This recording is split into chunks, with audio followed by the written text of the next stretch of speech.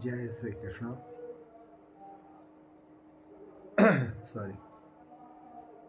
इस वीडियो में हम ये जानने की कोशिश करेंगे कि सूर्य जब नवे भाव में होता है तो क्या फल होता है।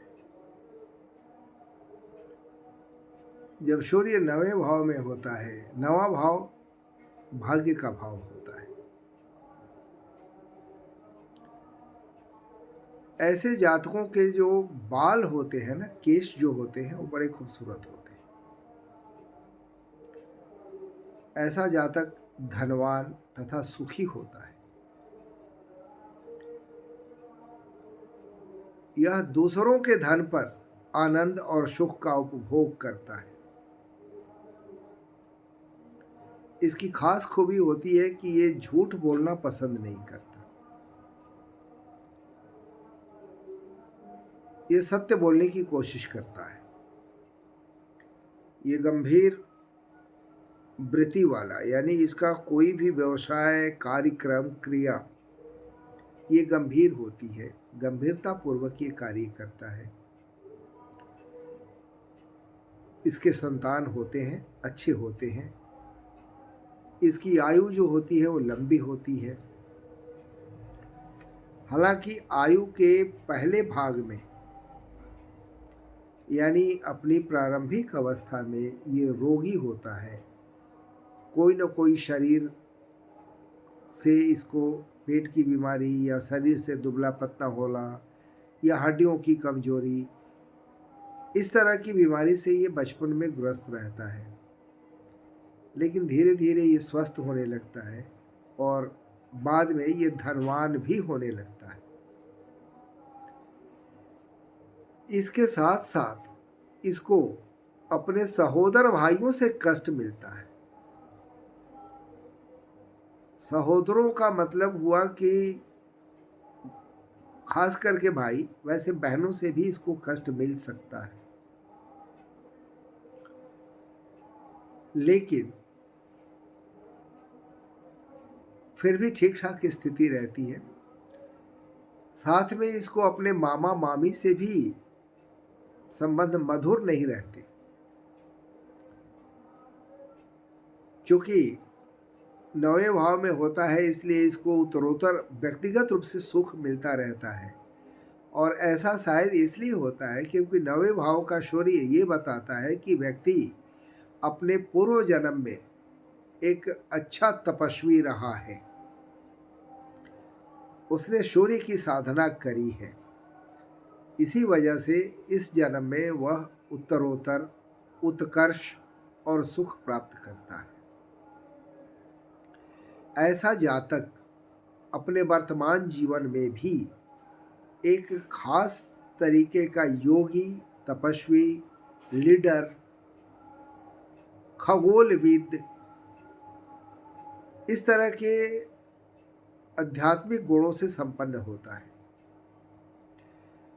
वह कृषि से संबंधित कार्यों में भी कुशल होता है। अधिकतर वो सदाचार का ही उपयोग करता है, यानी सदाचार का पालन करता है।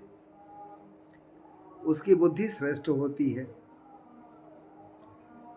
वो मन और हृदय से उदार होता है, साहसी होता है और अपने से भी उपार्जित धन के द्वारा वो सुखी होता है। दूसरों के धन पर तो सुखी होता ही है, स्व उपार्जित धन से भी वो सुखी होता है। उसे सेवक, वाहन आदि का सुख मिलता है। उसमें खगोल से संबंधित जानकारी प्राप्त करने की एक स्वाभाविक इच्छा और कामना होती है। लेकिन कुल मिला जुला करके ये अच्छा होता है। लेकिन अगर इस पर किसी पाप ग्रह की दृष्टि हो, प्रभाव हो, या पाप ग्रहों से युक्त हो, या शत्रु क्षेत्री हो, तो ऐसा जातक अपने माता पिता और गुरुओं का विरोधी होता है। अपने बड़े बुजुर्गों से विरोध करता है। और कभी कभी एक और इसमें खतरनाक बात पाई जाती है, वो अपने धर्म की निंदा करता है, अपने धर्म के विरुद्ध में बातें करता है, अपने धर्म की कमियां दिखाता है, और कभी कभी तो ये अपना धर्म छोड़कर दूसरा धर्म भी स्वीकार कर लेता है। लेकिन ऐसा तभी होता है जब सूर्य जो है शत्रु क्षेत्र में हो या पाप के प्रभाव में हो, तभी ऐसा होता है। और जब ऐसा होता है तो ये व्यक्ति अपने पिता के लिए एक तरह से नुकसानदेह होता है, घातक होता है। अगर नवे भाव में सूर्य स्वग्रही हो या उच्च का हो तो अपने इसके पिता दीर्घायु होते हैं, और फिर ये व्यक्ति अपने माता पिता, ईश्वर, देवता, गुरु आदि का भक्त होता है और विनयशील होता है। कभी कभी ऐसा सूर्य अगर बहुत खास अंशों पर हो, खास युक्तियों में हो, तो व्यक्ति विरक्त भी हो जाता है। लेकिन ये एक सर्टेन अवस्था के बाद होता है। अगर सूर्य इसका उच्च का है, स्वग्रही है, शुभ ग्रह से युक्त है, तो ये विदेश में जाकर के पैसे कमाता है, स्थावर संपत्ति का मालिक बनता है, शास्त्र का ज्ञान एवं कानून का ज्ञाता भी होता है, और तब इसके भाग्य में वृद्धि होती है।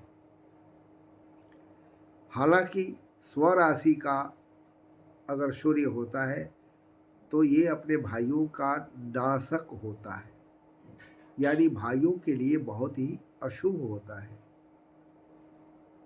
या तो इसके भाई होते नहीं हैं, या होते हैं तो असमय ही मृत्यु को प्राप्त होते हैं।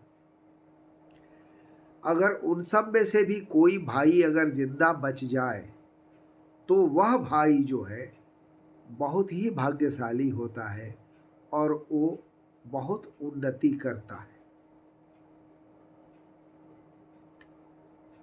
आज के इस वीडियो में सूर्य के नवम भाव में होने के अति संक्षिप्त फल मैंने आपको बताए।